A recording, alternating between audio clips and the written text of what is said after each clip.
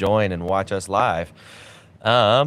Welcome everybody to the Wednesday Night Paddler podcast. I learned last week that my ramblings found at the very beginning of the clip, they were still there. So I didn't we'll get rewatch right it. into it. Skip some of this boring introduction stuff for people who rewatch it on the VOD later. Anyway, I am Ed with Ohio Kayak Construction. I'm Jeremy with Ohio Kayak Construction. Welcome back to the Paddlers Podcast. Yeah, thanks for joining us tonight. We are super excited to have you. No fancy guests tonight, but me and Jeremy have lots of great stuff to talk about. Lots of stuff coming up in the events. Lots of event recaps. Absolutely. And all sorts of good stuff to talk about. So without any further ado, Jeremy, I'll go ahead and throw it to you about how the Paddler Happy Hour went tonight. Yeah, so I just got here from it. It was well attended. It went well. It was a whole lively table full of people talking about Paddler stuff, and we'll actually touch on some of that later because there were a couple. Well, one good question in particular was brought up by one of the attendees. But yeah, it was a great time. Everybody had a blast, and it went too fast per usual. So it was well done, and we're always happy for DVD Brew to facilitate us. Okay, I just checked. We have audio. We have sound. We're in the clear. I thought I heard an echo, and I was like, it could be a minor stroke, but I don't know. No. If you haven't noticed, we're still figuring out all the minor kinks. So thanks, everybody who's coming out and joining us live. Thanks for everyone who watches it after the live stream. We appreciate all you viewers last week, too, who watch in the future. Absolutely. If you are watching in the future, if you're watching right now, go ahead, please consider liking, commenting, subscribing, doing all the YouTube stuff to help us get our content out there to help support the paddling community here at Ohio Kayak Construction. So a couple of important announcements. One announcement is that the Xavier pool session was canceled last week, but we have a makeup section coming up on the 1st of March, so that will still be at 6:30. And I get home just in time for it, so I'll be coming hot from the airport again. 6:30 to 8, as long as your flights don't get canceled. Hey, if it does, I'll be there. I beat those planes home from Atlanta, from Chile. So, like I said, 6:30 to 8:30. That's $15 a session. Come hang out. It's a good time. One last little dial-up session before the creek season really gets going. It's a fantastic time. Me and Chris Green got out Monday. I know. I texted Chris. I was like, I'm not in that group chat. I need to be in that group chat because I would have gone. I thought you were in there. Sorry, I missed it. No, it's all good. I had no clue. That was very last minute. Yeah, I So, figured. But quick, fun segue. First time I've done this, I forgot my pants.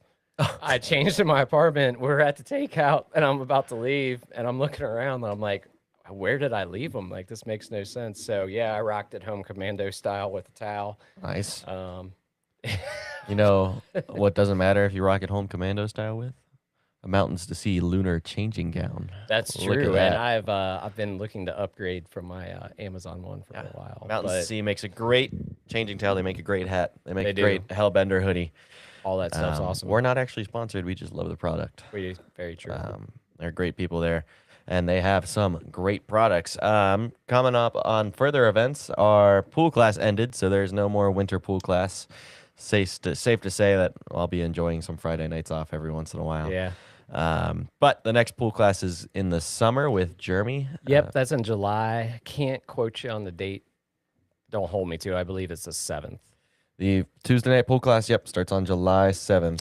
Look at that. Like, Dean knows his stuff. Good for him. Registration you'll find on the website. Just Cincinnati, Ohio Kayak Construction. Cincinnati Kayak Construction. No, Ohio Kayak Construction. That's the brand. Yep, That's on the there. brand. And then there are also still pool sessions going on in Lebanon, run by George Davis. If you are in the area, you have to pre-register for those ones. So email George Davis. His information can be found on the Ohio Kayak Construction website, as well as all of the events coming up.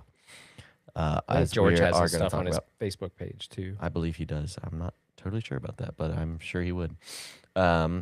Just saw him. Couple other things going on this weekend. This February 21st is the Adventure Summit going on at Wright State University. Oh yeah, you guys get to see Ed swim in a fish tank. Eric will be there for the whole day. I'll be showing up around 2. We'll be getting in the pool, doing some rolling, have some fun. I wish I was gonna be there. It'll be fun. Jeremy's going on vacation, so Yeah. another one, Yeah, Yeah, one well, wasn't the enough. last one was work. Yeah. um, so that's going on. It's basically a lot like the Outdoor X event. It's run on by the same people, the Adventure Summit crew. Great place, great time, great people. It looks cool. I would for real be there I if I was definitely in the recommend country. coming to it if you're around on Saturday. Go ahead, swing by, and we'd love to talk to you. Love to chat to you. I do believe there's a crew headed to the Elkhorn on Saturday also, if you're looking to get out and paddle. Yep, there's a crew headed to the Elkhorn. There's also people rallying down for the Chioa release this Saturday. Which is actually where I'd be if I was in country. If I had not committed to the Adventure Summit, I'd probably be in the same place. Yeah. But it's all good. Anybody out there looking, this was a topic tonight at the happy hour, but if you are looking for people to paddle with or show you down that for the first time and you're open to paddling with new groups of people or whatever, there are several meetup pages. Ocoee River meetup is a huge one, Yep. and it definitely captures the Chioa crowd as well on Facebook. There is a Chioa meetup also, and if you just go down there and show up at the put-in, you will definitely find somebody to paddle with. But it just a reminder, it is a solid class 4+ run, and it's Have the skills, and it's gonna be cold. it's It's gonna still be winter cold. paddling. You definitely want to be dressed right, and you honestly don't really want to swim on that one period. It's a very continuous section. There's lots of stuff under the water because it was forever a dry river, so lots and lots of trees and wood. But it's a hell of a fun run if you're at the skill level for it. And yeah, if you're looking for groups, Facebook's probably your best bet. Yeah. What's up, Joe? Thanks for joining us. Happy to have some viewers in the chat. Oh, Yeah, Mitch, I know you're trying to rally the troops, and hopefully this little call out does good. But I don't know. I can't make it. Jeremy's leaving. I'd be there if I could. Prior commitment. Sorry. You talked to me, Mitch, like 2 days after Eric said something about the Adventure Summit for the first time. That's how it always was like, goes. Dang it, you know. Absolutely, I do. But it is what it is. That's going to be a good grip. There is, like Jeremy said, people running the Elkhorn on Saturday as well. Should be a fun time. Elkhorn is a nice little step up run from what For I've that heard. one, look at the various Ohio kayaking groups is where I saw that on Facebook. Yep. The next event in chronological order is our ACA trip, which is almost a month out. That's going to be March 27th through the 29th and that's going to be in Ohio Pile. So we've got 6 people for sure signed up. I think if you want to do that, it's kind of getting to crunch time. You need to, It's pretty much deadline time. Get signed up for that. It's $650, and Well, then you the have homework to do Airbnb as well. And You also stuff. do have homework, and the Airbnb that we booked was another $200. But you don't also have to stay with us if you don't want to. Yeah, we're pretty cool. yeah, but sort of cool, kind of cool. And there's a hot tub there. That's the part. That's the reason. So if you want to share a hot tub with Ed, you know where to go. Yeah, that's going to be in Ohio Pile. We're really looking forward to that. That first weekend is the March 27th through the 29th, and then the second weekend is the weekend of April 25th. Yep. And between those 2 weekends, from April 18th to April 19th, we have a swiftwater rescue training occurring in Dayton at Whitewater Warehouse is where we'll start, and then we'll move out into the Mad and the Play Waves for sure. Yep. That's going to be a great time. We've been harping on it all the time. If you have any kayak skills and you're stepping up, it's a good thing to know. And there's also opportunities this summer to get wilderness first aid training. certification, and that's with Haley McPhee and her group, which is the Resuscitators. The Resuscitators. What a great name. It is, and we will figure that out and put out a formal notice and sign up for that as well. If we get 12 people that are interested in it, they'll actually come here. Less than 12, they'll still do it, but preferably down in the Western North Carolina area, which we will be at multiple times this year, leading trips anyway. Yep. So lots of opportunities for that. Very flexible, and details are not nailed down. But also a good skill to have, wilderness first aid. For sure. Or any first aid, honestly. yeah, My CPR is background part as of a- it too. But yeah, if you don't know CPR, everyone should know that, regardless of being a paddler or not. My background of lifeguarding is kind of carrying me through my first aid knowledge.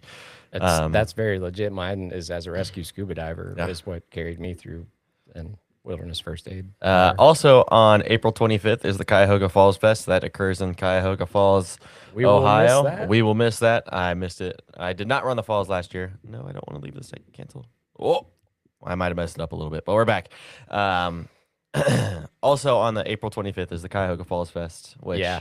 all Eric, Jeremy, and I, and anyone else who's taking the ACA class will miss, which is a bummer in its own right. But maybe it will be actual certified kayak we'll be instructors professional instructors instead of just guys sitting in a basement. unlicensed dudes. Yeah. Two dudes sitting in a basement. And then we go into May. May's really when things start kind of taking off here for our paddling season, especially if you're not hardcore and Actually, not in running April, the too, brown.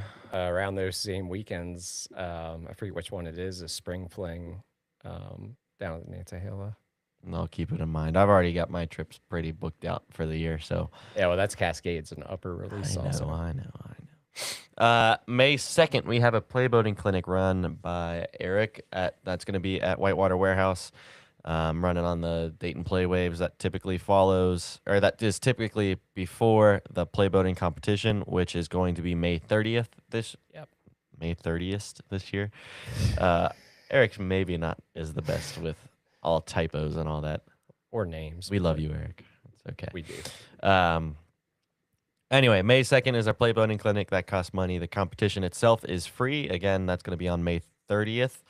Monday nights start on May 4th. May the 4th be with you. And come join a kayak class. All these registrations, by the way, are on the website. They're also on Eric Bartle's Facebook page. Hey, Bruce. Thanks for coming out. In May, on the 15th, not currently listed on the Ohio Kayak Instruction page, is going to be a trip down to, we've pretty much confirmed it to the Western North Carolina. Tuckasegee and the Nancy. here at this point. So that's going to be the 15th, 16th, and 17th. That's a beginner's trip for those of you interested. That's going to be run by me. Jeremy will be there. I'll be sweeping up. The only reason we're not putting stuff out on the page yet is because I'm looking where I'm going to camp, and then if you guys want to camp with us, that's where we'll go. Jeremy will probably be bougie and get an Airbnb. 100% depends on who comes with Jeremy from Jeremy's family. But we should be having that stuff posted up here soon. Otherwise, I'll be sleeping in my truck. So like I said, stay wherever. That's going to be the May 15th, 16th, and 17th. Leave on the 15th after work, paddle the 16th and 17th, and come home. Like I said, Tuckasegee on the 16th and Nanty on the 17th is everything goes well. If not, we'll do another day on the Tuckasegee. And there are different sections of the Tuckasegee as well that are appropriate. West Fork of the Tuck, probably. Yeah, that'd be a good one to start on. Yeah. But the releases for that are coming soon too. May 19th. Yeah, I was looking at all those winter releases, and I don't know if I can make any of them. You can make one. I can make them, but yeah, you can. Might get in trouble. May 19th, we have the Tuesday night Elkhorn class. That is all run by Jeremy. Eric's going to be there for the first session. Yeah, right? I think he's going to make a guest appearance. So that's on the Elkhorn. That's a 4-week and it's a 4-week class, and it's geared more towards it.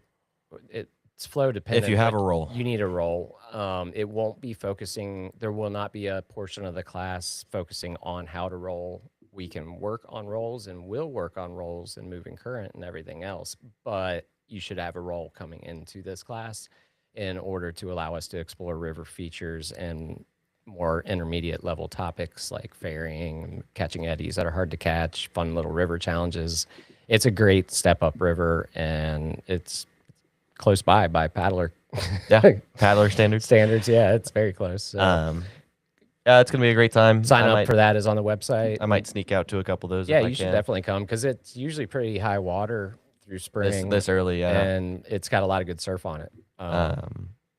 Also, like we mentioned earlier, May 30th is gonna be the Dayton Freestyle Competition.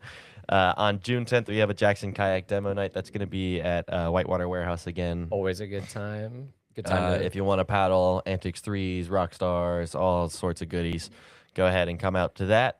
Great place to try it. Also, if you ever want to paddle an Antics 3, just let Eric or I know. We are two of maybe And at two some people point, that me have as them. well. Yeah, It's Eric and supposed I to be both on the have way. mediums right now. I'll have a small. Jeremy will have a small. Eric and I will stay with mediums. I'm not sizing up at all. But I think honestly, right now, Eric and I are probably two of two people that have an Antix 3 in Ohio. Yeah, you might be. I don't know for sure, but if I had to guess, I would bet that we might be the only two people who have one.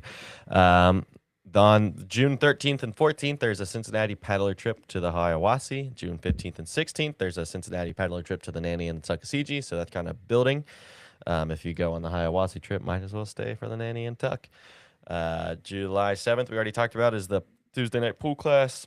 July 20th is the Monday night advanced class, basically just the aftermath to the Monday night class. July 31st is the Cincinnati Paddler Fest Expo. So that takes place on the Ohio River. That's just all sorts of paddling enthusiasts, and not just including whitewater. They go out and they paddle on the Ohio River, which, to each their own. On August 7th, we have a women's intro to whitewater that's going to be run by Nicole, and I think Eric's currently working on getting another instructor who's not named Jermina or Edwina. I think Nikki will be the other one again. Yeah, Nikki. We glossed over a date in July. On July 17th, 18th, and 19th, that is going to be another trip run by me and Jeremy down to the Nantahala. That one is for sure the Nantahala. Again, the reason's not posted yet because I'm working on camping still. These first two trips, we're going to limit to between 8 to 10 beginners. Yep. And I will get registration for that as soon as my life calms down a little bit, which it's getting there. It's getting there, I promise. Surfing. Bruce, if you're just getting into surfing, the Playboating Clinic is a great time. The Elkhorn class, great time. Elkhorn's perfect for it. And locally, like the Great Miami has plenty of good surf. The Little Miami, when it's up, has decent small surf waves that are really good for when you're learning how to surf. They're not intimidating at all, and they definitely aren't retentive. And then August 14th, 15th, and 16th is the Lower Yacht trip that Jeremy and I are leading. We're shortening this one to only being 4 to 6 people, and that's going to be a hard cap. I'm not quite sure how we're going to do invites to that yet. I'm not really trying to make it sound like an invite only type of thing, but it'll be a sign up and get approved probably. And then, like I said, that's just going to be the first 6 beginners. If you have done it before or you're a pretty confident boater, you're more than welcome to join. We'd love safety. Everybody's always welcome to join these, but aren't students. Students for sure. If it's your first time on the Lower Yacht, 4 to 6 is where we're hard capping that. And then stuff that's super far in the future. September 5th is a Cincy Paddler New River trip. That's not the gorge unless it's really, really low. That is the Glade Creek section or Grandview Sandbar section. Check with Cincy Paddlers on that one. That information should be posted on Cincy Paddlers. October 4th and 5th, again, even farther in the future, is the Subaru Outdoor Experience. Lots of fun. If you don't know why I'm saying it like that, look at the Ohio Kayak Construction website. October 9th, we have pool classes starting back up. And on December 5th of this year, we have the Frozen Pogie paddle at Whitewater Warehouse. Great time, great events. Those are all our event recap. We kind of did a little short and abridged one last week to get our guests on, and we've been talking kind of tentatively about shifting into 2 weeks. So maybe we'll a 2-week format, but nothing's for sure yet. And there are a bunch of unannounced trips as well that will be available. And the only one I'll go ahead and mention here too is during September, we're shooting to do another Upper Gully or both Lower Gully and Upper Gully, depending on who wants to paddle what and where people are at in terms of being ready for that. It went a whole lot better than we expected last time. So it went perfectly. Probably Golly Fest again this year. If I had to most bet, likely. But I don't know for sure. Third weekend of September, which is Golly Fest. But there will be multiple trips to all kinds of rivers. Ocoee, Upper Ocoee, Chioa, Tallulah, Chattooga. See, I can show you our guys' comments on stream. See what Bruce is saying. Can I show on stream? It's going to show for 10 seconds. You're going to deal with this. Mitch, we were thinking. So last year I was thinking about Last year I was thinking about doing a marathon, but both my brothers bailed on me, I'm so game. I'll fortunately I do it. don't have to. You've never done the lower? Oh man, you'll love it. Lower is like the upper without all the butt clenching. Yeah, Um, the lower is a blast. it's a lot of fun. It's a great And the time for marathon sure. is fun too. Plus, you catch two rapids that usually aren't ran, Yeah. depending where you put in. You can, Um, yeah, we'll go ahead and move into our questions. Any questions you guys have, please feel free to leave them in the chat. We'll be more than happy to answer them as we go along. But skiing is life asks us, do you have some flat water drills for playboating? It's hard to find out some new drills. Of course oh, we we do. definitely do. Obviously, easy ones to do are lean cleans. Yeah, and the Lean best cleans one. working into like flat water stern squirts, double pumps, bow plows. Those are kind of your basic stuff. Another one I'd add is sculling Yep. and getting your boat on edge and then rocking your bow and stern up and down while you're on edge and Yep. then returning back to flat. That edging the boat on the side is exactly how you start the double pump is engaging that edge. And so rocking back and forth helps you get used to that balance. If you don't know what lean cleans are, they probably are the most important one to do out of that group in terms of learning to be a better playboater. Just YouTube it, Yep. Google it. You'll get a bunch of videos, but specifically, you'll find ones by Stephen or Clay Wright they're excellent and break it down perfectly. Boyd Ruppelt has excellent videos on it. There's a whole lot of good videos on intro to playboating. There's a whole video series on intro to playboating that are not by us, but they are by some of the best playboaters ever. So Yeah, I actually saw this question and was thinking, man, we're missing a market right now. yeah, it's The other thing that I like to do is flat water roundhouses and blanking on the name of it, but it's the bigger roundhouse. sidekick. Blunt. No, a flat water blunt. So if you do don't know have the to- difference, if your boat angle is over 45 degrees, it's a blunt, and if it's under 45 degrees, it's a roundhouse. Yep. So basically, flat water blunts and roundhouses, you paddle one direction very fast, take a big backstroke on one side, try to sink your bow, get your stern up as high as you can.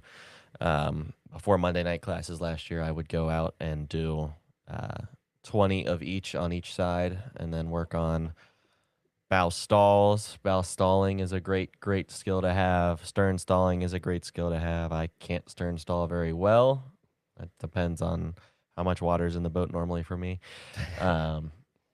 And I think those are pretty much your basic tricks. Other than that, go out and surf everything. Yeah, go out, surf everything for flat water. Work on a very fast back deck roll because back deck rolls are actually a pretty. So it's called a donkey flip, but it's actually a pretty high scoring trick in the grand scheme of things. So if you can do a fast back deck roll, and it's also a wing over entry move. Yes. Which is another easy way to add points if you're competing. Yep. Is to nail a wing over, especially if you get it clean. Mhm. But yeah, all of those and just spending all the time you can surfing and playing around with the features that you're surfing on, whether it's a wave hole or a laminar wave with a bigger spread out trough. Practice going back and forth from side to side, play on the edges of the hole, experiment with the foam pile and moving down from the foam pile back down into the trough of the wave and accelerating into that, because that's how you initiate a lot of the other moves and as well as a lot of the basic moves too, but specifically aerial ones.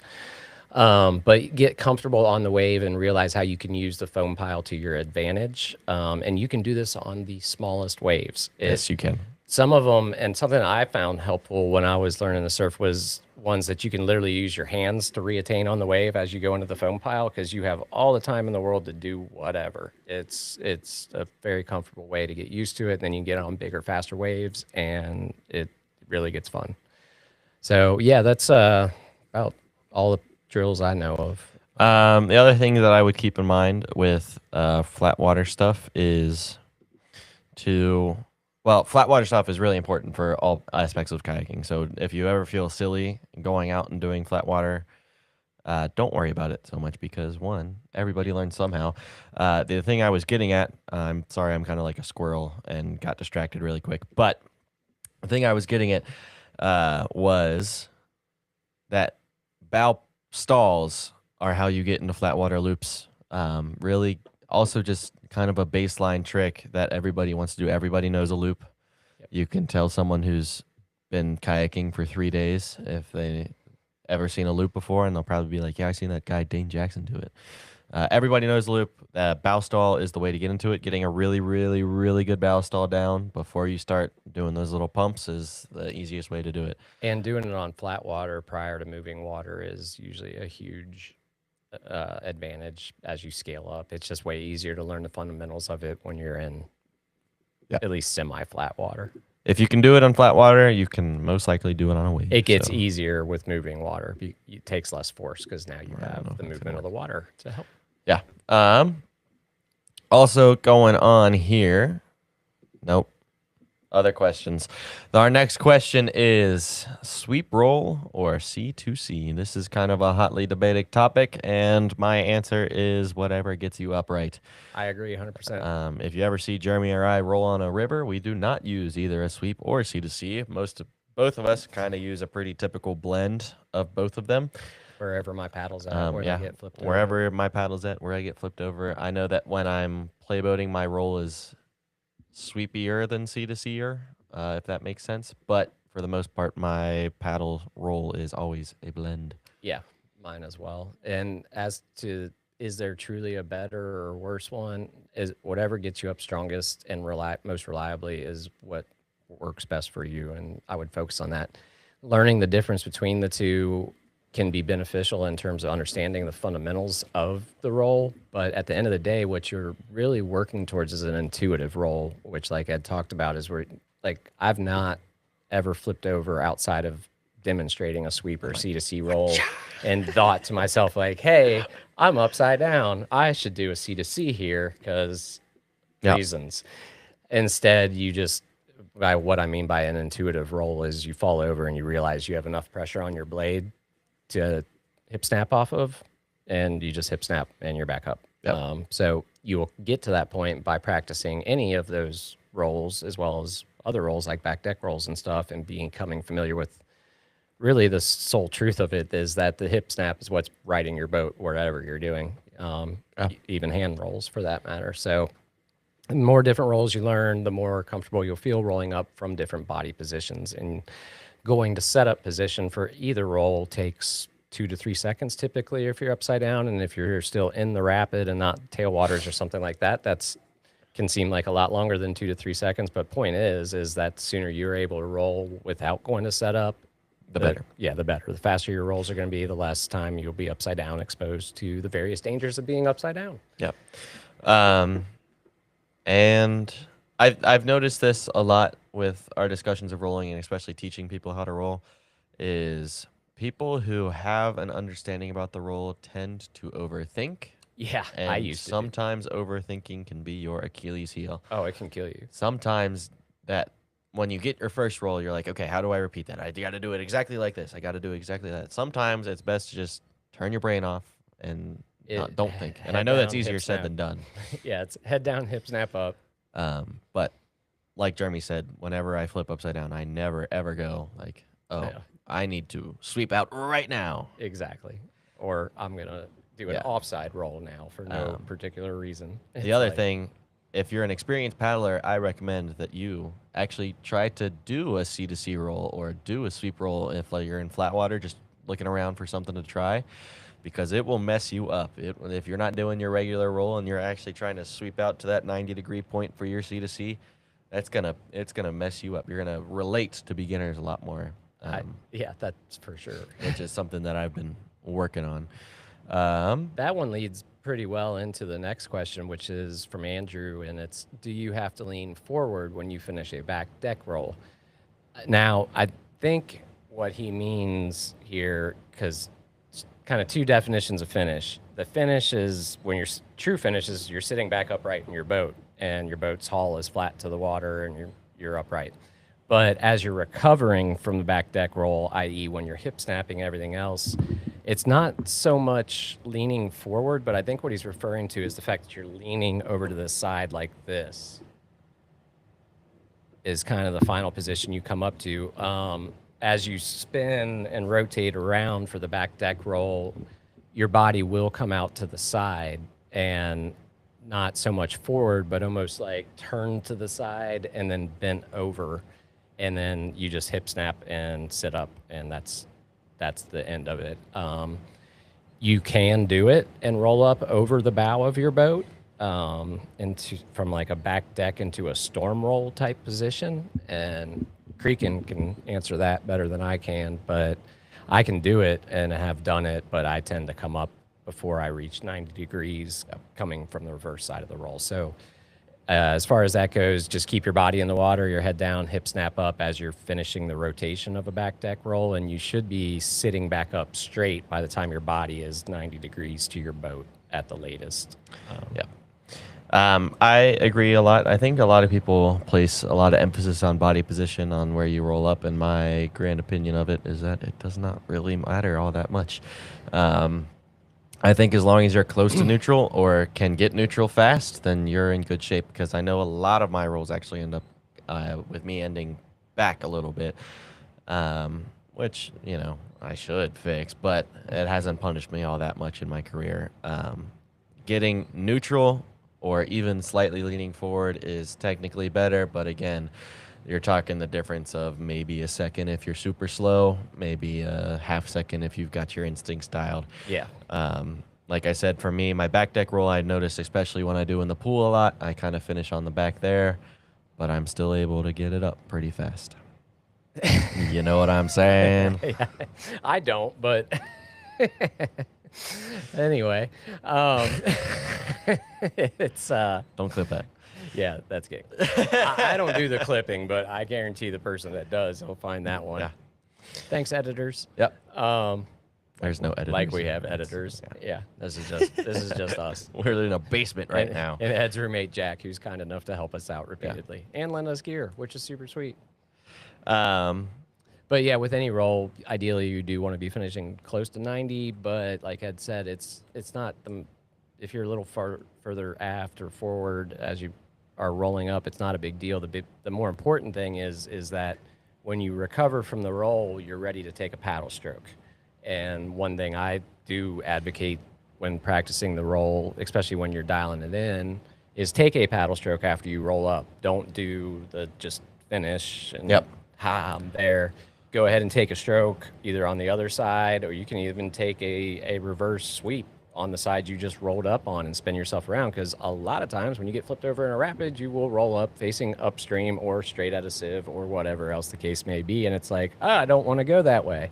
So being ready to not only have recovered from the roll, and yes, you've got water in your eyes or whatever's going on, or the shock of whatever just flipped you unexpectedly, but get used to rolling up and immediately being in a position of power where you're ready to take a solid stroke, whatever that may be. Most of the time it's a draw or a sweep of some sort.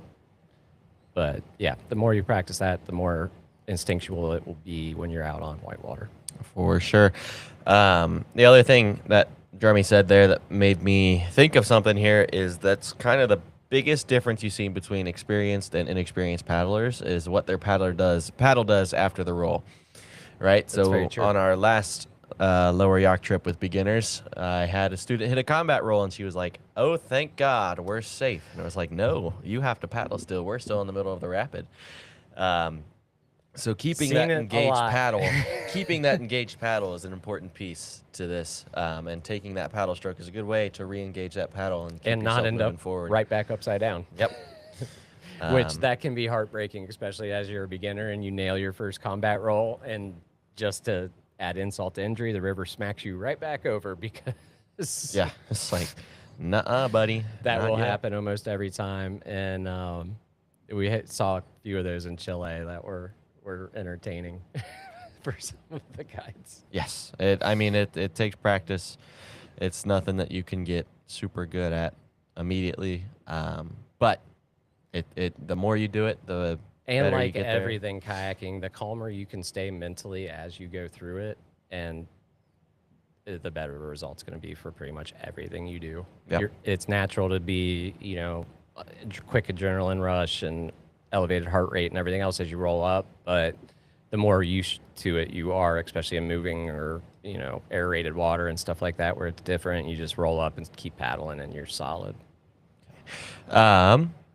that kind of, I think that makes more sense to talk about the last question before we talk about the. I agree. Reverse those two. So I have tried so much and still can't get a hand roll. Any advice? That's from David. The key to the hand roll is a good hip snap. Your hands are not doing anything really except for providing surface tension on the water.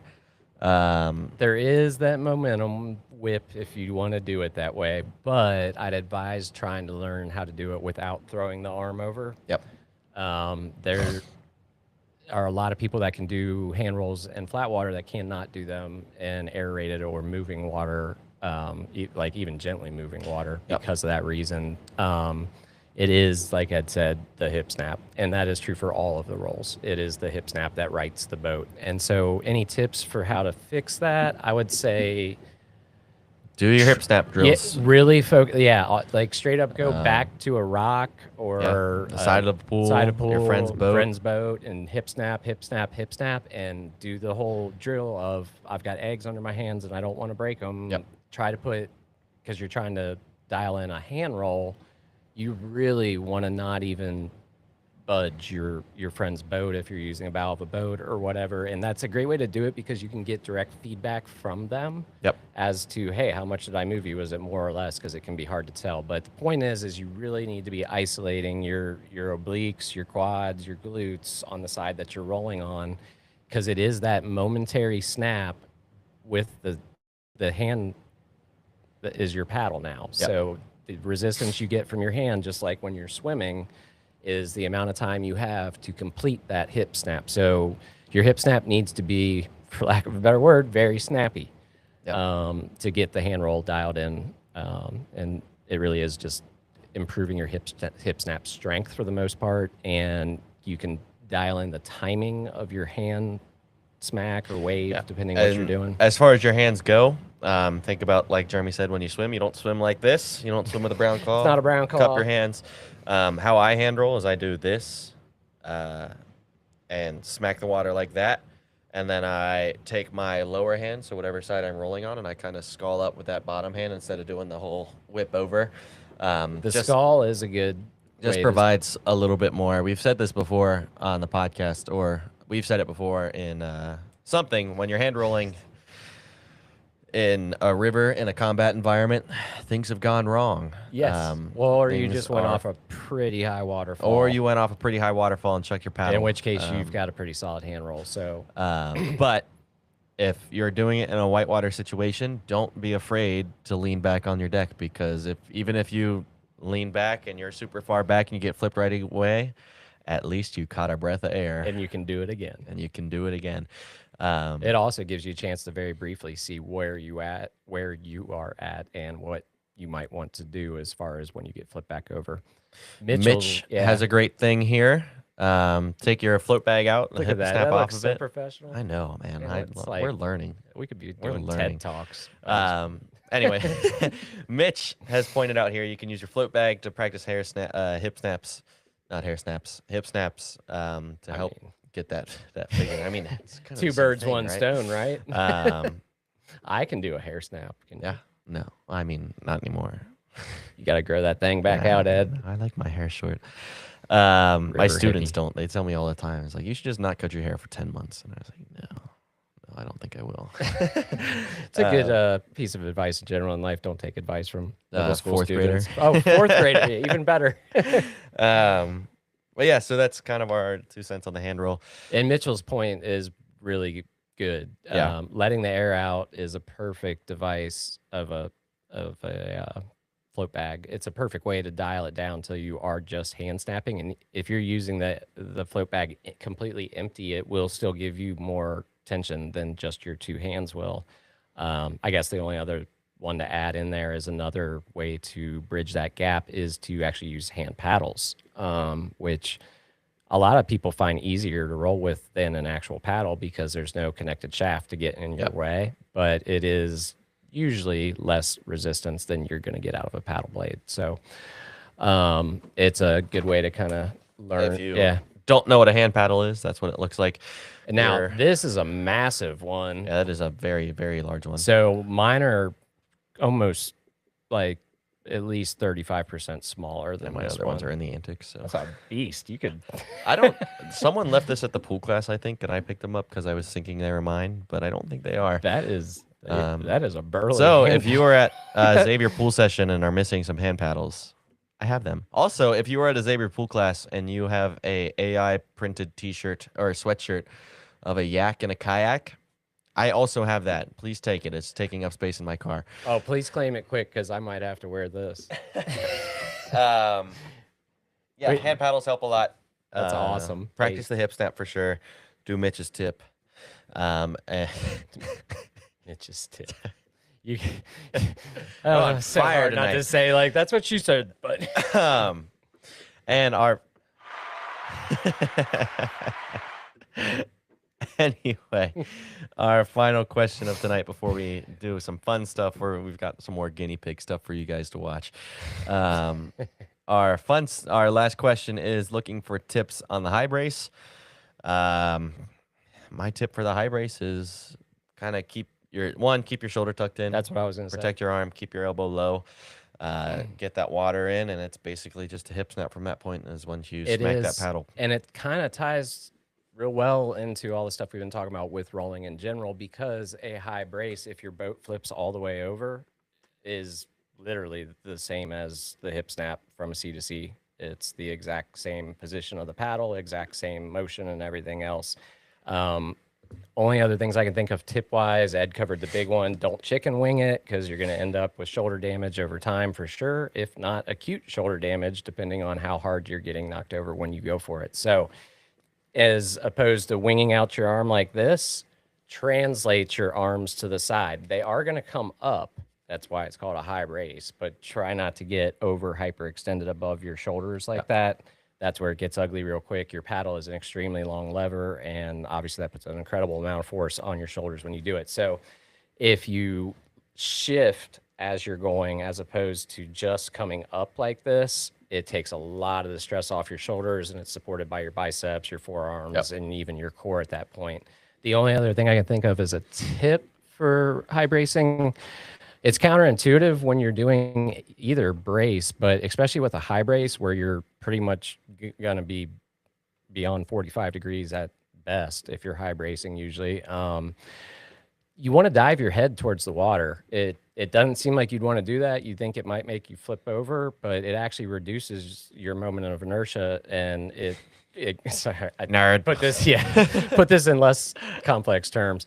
If you dive your head to the water, it takes that out of the equation. Your head's already where it should be for your hip snap, and it makes it real easy to just keep your head there and hip snap up, i.e. head down, hip snap up as soon as your paddle blade smacks the water. And I guess that's the only other tip is do smack the water with your paddle blade. That is what gives you the big support to brace off of. A great way to practice this is side surfing. When you side Yes. surf, you lean into the pillow, and that's kind of exactly the position where you high brace. So you can see it right now, how my arm is not up like this, it's down like this. And if I had a paddle in my hand, I kind of did it automatically, but my other arm has kind of corrected over midline to help brace on the pillow, to high brace on the pillow. The side surf is a great way to practice a high brace. You can go out. It's a great way to if practice you're boat local. control, too. You can go out to take a bigger boat out to Riverscape. Oh yeah. Riverscape is a great side surfing hole.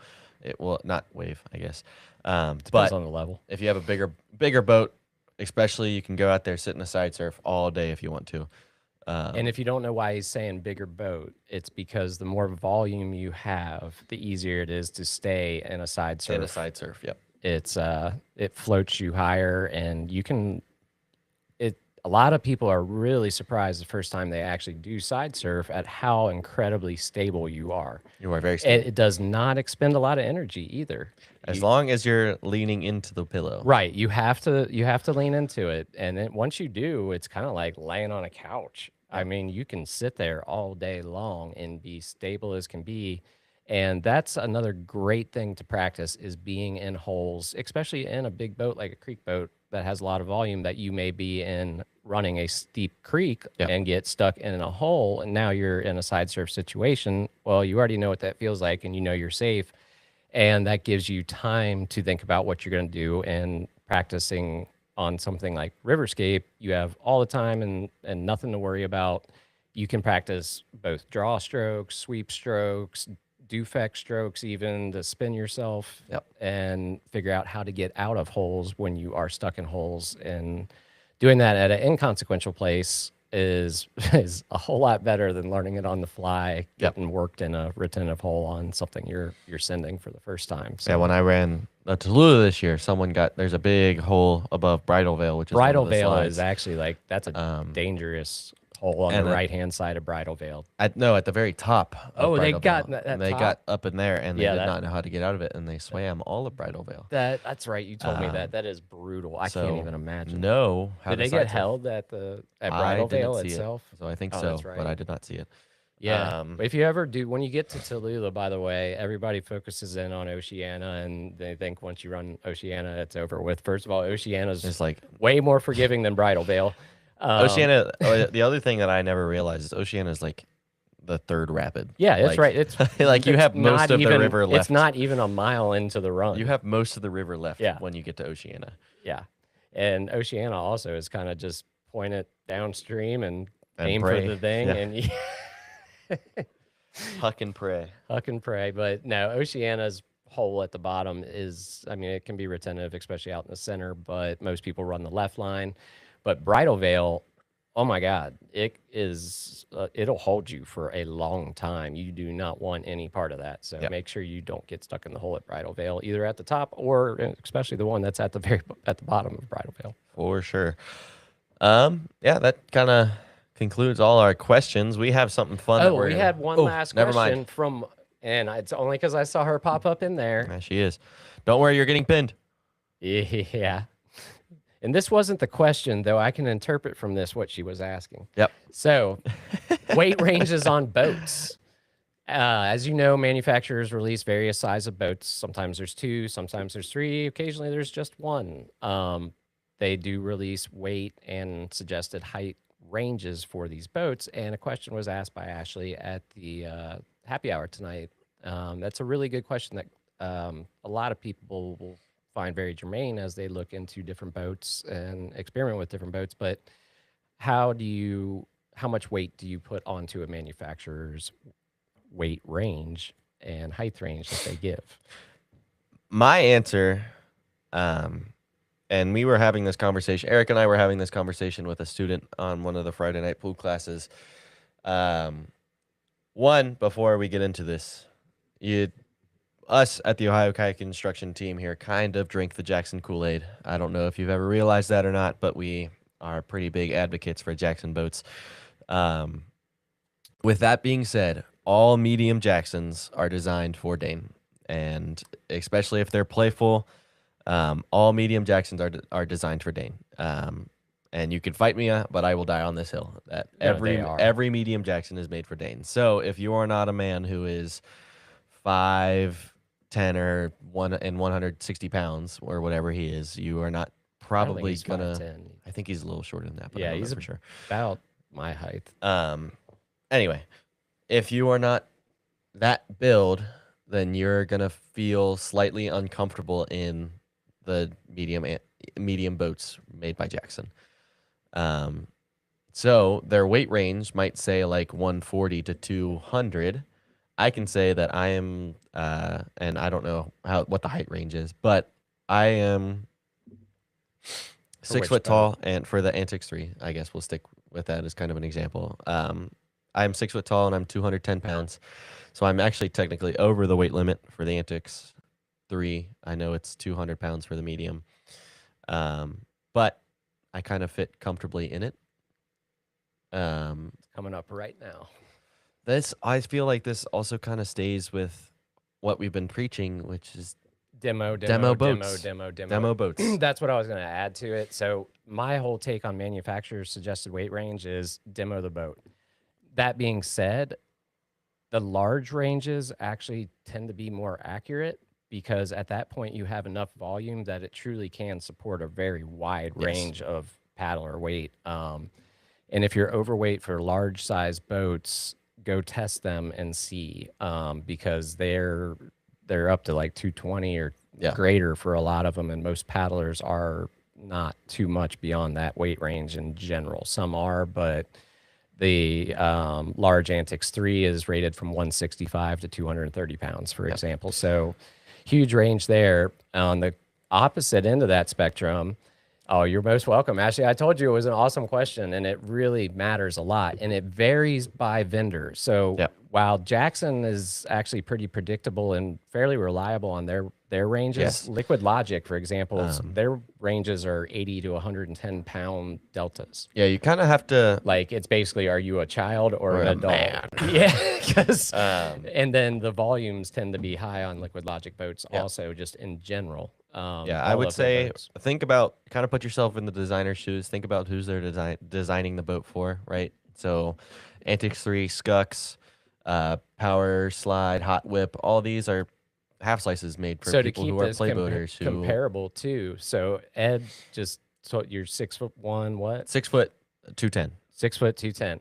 Okay, I'm 5'9", 148. So the Antix 3 that I'm getting is a small. And while the range for a small is 100 or is 95 pounds to 160 pounds, the range for a medium is 130 to 200 pounds. So one thing you'll note right away, Ed and I are both looking, or he already has his, but we're both at the high end or over. And no, I'm not on this one actually, which is weird. So for Piranha Firecracker small, which is what I do regularly paddle, it maxes out at 146, I think. So I'm 2 pounds over. But I demoed the medium a ton, and the Hot Whip for that matter. And also, like I will do with the small Antix 3, I like being at the higher end of it because these are playboats. They are They're playboats. downriver playboats. I want it to be easy for me to put the stern down in the case of these half slices. Same thing with a Nova. I don't know the weight split on a Nova versus Supernova. When I remember when I bought it, I was a little concerned that I went with a Nova initially because I was like, man, this is going to be pretty steezy on big water stuff if I'm not angled right or whatever, and I probably should have gone with the bigger boat. But once I started paddling it, I was very glad I stuck with the Nova because it is also a play boat, obviously, and being overweight or not, I'm not overweight for it, but being on the higher end of the weight scale just makes it that much easier to throw around. Now, the flip side of all this is how does that affect river runners or creek boats that do not have a slicey hull or bow for that matter? And then play boats is the opposite side of that coin too, where the adage remains. It's for playboating, you should be in the smallest boat you can stuff yourself into, and you should be mildly uncomfortable. And that's, again, making it easy for you to throw that boat around because you're flipping it, doing tricks, complex link ups, and other things. And the easier it is to rotate that boat, the easier it is to do those tricks.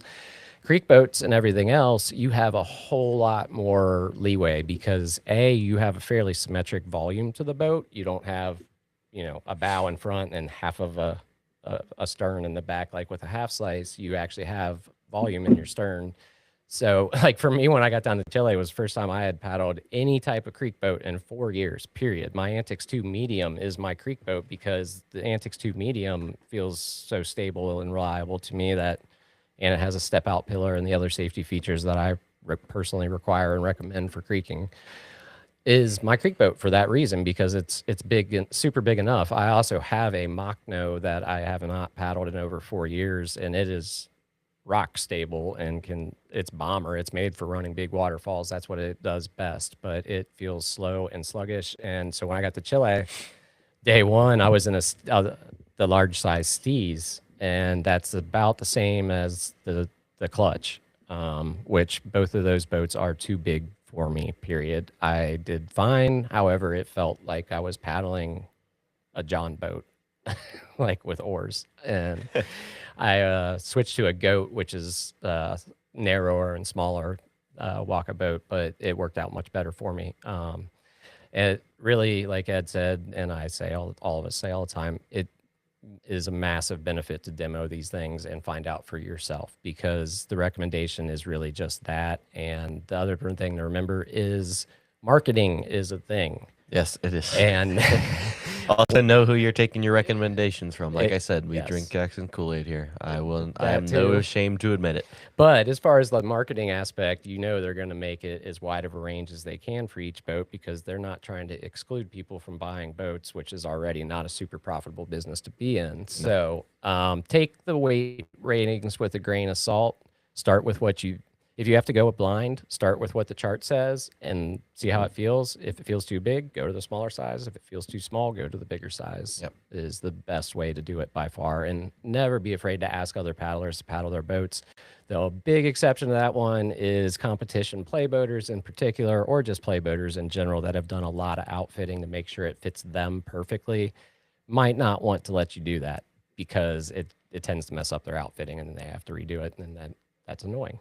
It is. But outside of that, and certainly with any of us, Eric, me, Ed, any of the other people from Oki and stuff, we're more than happy to let you paddle anything we got. So just tell us and we'll bring it. And For sure. you can paddle it. Yeah, that's kind of our 2 cents on that. Before we wrap up here tonight, we do something funny and funky, and we're gonna do a little product review.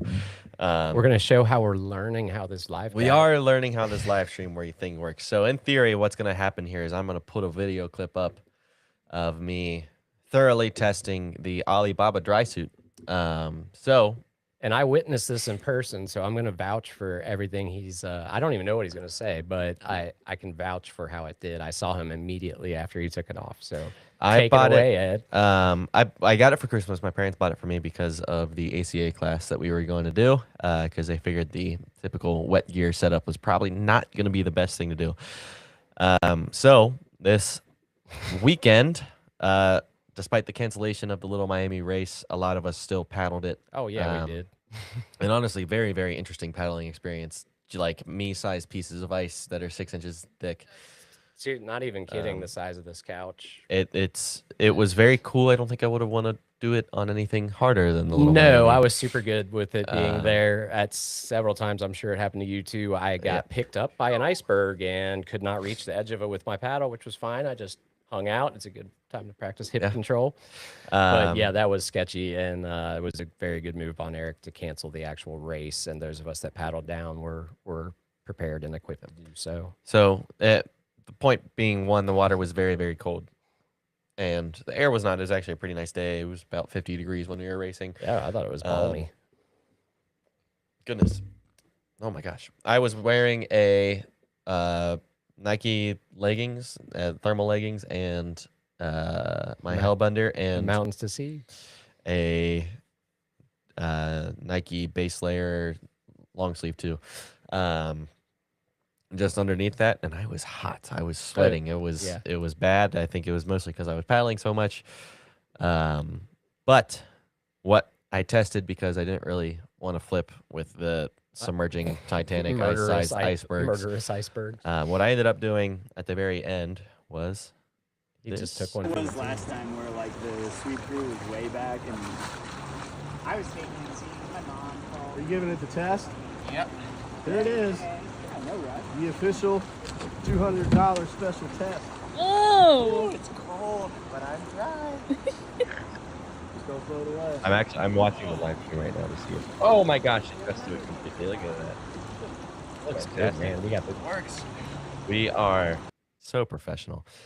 Okay, and oh my God, it brings us right back to, I don't even have to click any buttons. That is amazing. So as you guys can see there, I went and submerged myself in the icy, icy water. There is another picture that I could not get to pull up to look at, but it's on Facebook. It is me with the dry suit, freshly off, freshly after this clip. I was there when it was taken. He was totally dry. Completely 100% dry, except for my massive amounts of body sweat, which was kind of gross. Otherwise, completely bone dry. I texted my mom after. I think that was the best $200 she ever spent on me.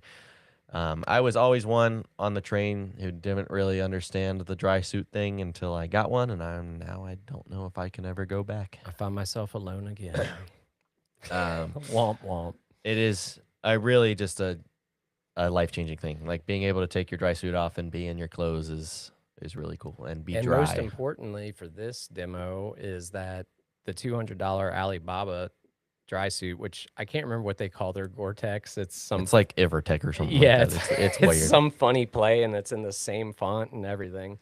But it does work. Ed was bone dry when he took the thing off. I was standing right next to him, and if you guys know, dry suits are at least $1,200, if not more, depending on which ones you're looking at. Yep. $200 is a full price Alibaba dry suit, and also for the record, Eric sent me a picture, which I don't have available to pull up right now, of one right next to a Kokatat one, and without being in manufacturing of that myself, it'd be pretty hard to prove those are not made from the same blanks. Yeah. They're identical. The thing, obviously, I would prefer to buy something I not would made too. by Chinese children, but on the budget that I'm on, it is extremely worth it. And that's why I never even got one, because I was broke the whole time. I needed one too, and I just learned to deal. And Christian, I did not breathe well because my neck gasket was too tight still. It would roll up on itself. did you even trim it? I trimmed it once. I've decided that I need to trim another ring off of it. This is the wise way to approach trimming yes, latex so gaskets, is do it bit once by bit. and then paddle and then do it again if it's still too tight.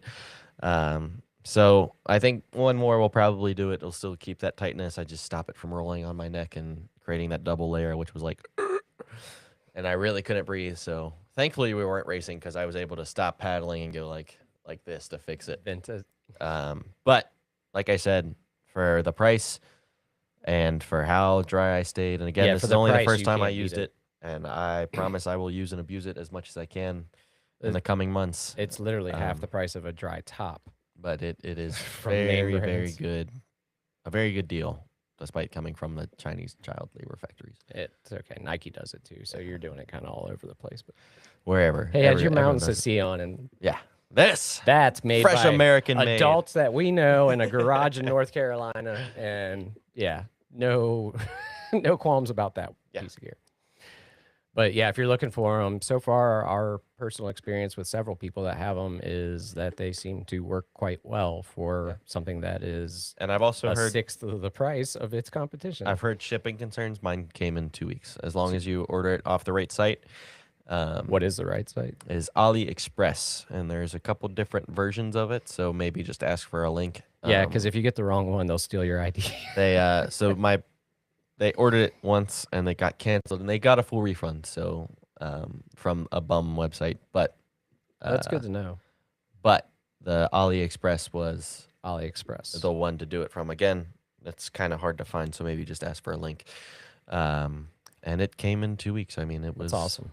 It was a pleasant surprise. I was thinking that I might not get it until March. And that matches up with River King Pete's experience, and he knows several people that have done it as well. And honestly, I've seen quite a few just random posts from paddlers all over the U.S. and elsewhere that are using them as well. And really the only negative thing I typically see is apparently it can get a bad one in there every once in a while, but I've also heard they wear out in a couple years versus 5 or 7 years. But What's 2 years at $200 for it, yeah, 1,500 your years return for on 5? your return on investment is favors the Alibaba suit. And Creakin right there, who uses his a ton, that's a great endorsement right there. He just posted that he's happy with his, and he's had a couple of them. So highly recommend you guys get them if you're doing cold water paddling. I probably finally take the plunge and act like a grown up, but we'll see. And the guy who offered to pay for my Chile trip will still not buy a dry suit. At Look this at point, that. it's something Look become at like that. It's a spite thing now. It's Yeah, I don't know. Yeah, somebody was asking me on Sunday. They're like, "How do you not have pogies?" And I'm like, "I just don't." see, the pogies is crazy because the worst part about that clip was definitely my hands going in the water. But see, my hands didn't bother me the entire day, and they were wet. And I did roll during the race on purpose, just for fun. But I always do. Yeah. I literally won't kayak and not roll. Yeah, always do at least a couple times. With that being said, that's about our hour mark. So Yeah. we'll go ahead and start wrapping it up here. If you guys have any people that you would like to see us bring on, we are more than happy to send a DM to anybody, like we've said in the past. So if you have any suggestions, please let either one of us know. Like I said, I'll shoot my shot. And then next week, just so you know, you guys are gonna have the Oh yeah, next week Jeremy will be out of town. Yeah. And Eric has graciously offered to give me the week off, so he's going to be taking over. Eric will be on. Not really sure what to expect from that, but Yeah, it's 100% unknown. So all Eric. So you should go log ahead in, and be surprised. check that out. I believe he'll do it on YouTube. Yeah. Like I said, honestly, Watch his Facebook. no idea. But me and Ed will be Um, back the following week. Yeah, we'll be back in 2 With weeks. your So regularly now scheduled would kind programming. of be a good time to suggest any guests that you want us to bring on. And I've got Um, one good idea to. and we'll get working on that. I've been super busy with school and work, so Perfect too. North is kind of actually slowing down here. So it's kind of Unfortunately. lighten it up. So look for a little bit more information. Look for those trips getting posted officially. Look for some more highlights on the guest list here. And with our video capabilities now, we probably are going to eventually get to doing some of our, Yeah, creek if you review have videos and any, other like- things, clips you want to show us or clips of that's- you even, we That's can the thing for sure. critique those If as you would well. like us to work on your roll, if you've got trouble on a hand roll, send it in. us a video. Send it in. We will definitely 100% look at it. We'll pull it up on stream. We will embarrass you. We will tear you apart. No, I'm just kidding. No, we will give you constructive criticism in a most professional manner. Probably. Unless we know you, then you're done for. Yeah, that's toast. Yeah. But yeah, go ahead. Send it in. We do this for the love of the game, so this is just a fun time for me and Jeremy. We are here for you guys to answer questions, ask questions. If you want us to bring someone on that you're too scared to talk to, like I was to Pete Beck for a long time, do it, and we'll get it all figured out. Probably the nicest dude in the Oh industry. yeah, for sure. We'll get but- some mean ones out here too. Don't worry. Yeah. But yeah, that's I guess probably gonna wrap it. I think that's pretty much it. We don't really have any events rapidly upcoming. So Well, you got your things Saturday. oh yeah, I'm gonna send you 45 minutes of my swims. Mitch, there's a 500 megabyte upload limit, so per clip. So at least break it down into 3-minute segments to get us all. Mitch is also the one that's by far the best video editor. So if you just want to put that to yakety sax, I'll totally play it. Yeah. That's what we'll do. We'll do a whole podcast watching Mitch swim for 45 minutes. I can dig out tons of mine from so. Um, We'll do that one day. We'll do a swim fest. yeah, A swim short fest, carnage reel. Carnage reels. Yeah. Hey, we should do Oki the same thing that I don't have carnage. Sure. Um, What was that thing you wore on your hand for a while last year? I don't know. I don't know what that was. Did I swim? No, I'm sorry. Who swam in that rapid? I don't. that was a rock, not a rapiid. I'm just saying. One of us rolled up and the other one didn't. That's true, but carnage counts.